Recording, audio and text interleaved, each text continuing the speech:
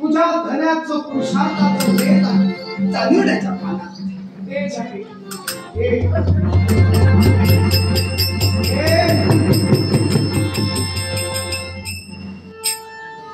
आणि त्याच्या गळ्यात बांध आणि सांग महाराणी पर्यंत येऊन जायचं.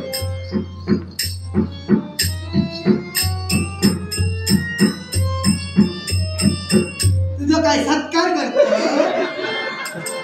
झाले मगाशी सगळ्यांचे विश्वास सत्कार करण्यास योग्य मूर्ती आहे ती. हा कोण माहितीये इकडचा नव्हे हा बेलाच्या वाडीचा. हो बेलाच्या वाडीचं पोपट पहिलं कोणाकडे होतो? अरे फार वर्षापूर्वी मला भेटला धोंडी रामांकडे होता. कळलं घ्या तुम्ही हात मारू शकता धोंडीचं त्याच्या गळ्यात हार काय आणि सांग ह्या हाराने काय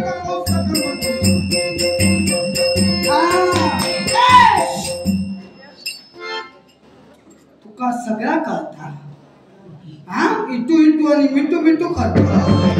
आता तुझी परीक्षा राजाने तुझ्या गळ्याचा काय बांधला तर महाराणींकडे नेऊन वक्ता करता असा ही एक गोष्ट. पण माका याक सांग तुका काय कळला नेमक्या ह्याच्यात काय असा? नेमक्या ह्याच्यात काय असा?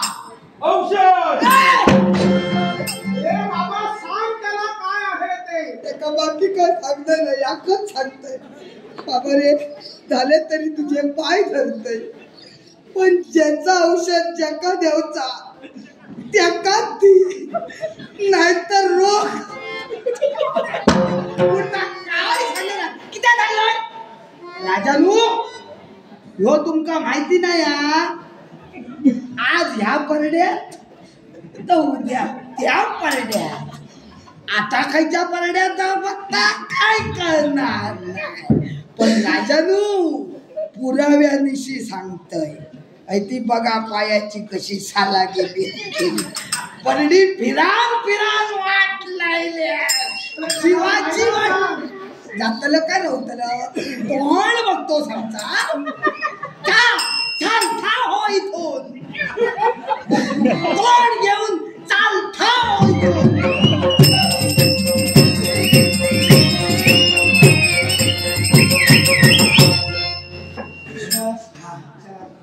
शिकार पूर्ण करणं हे गरजेचं आहे.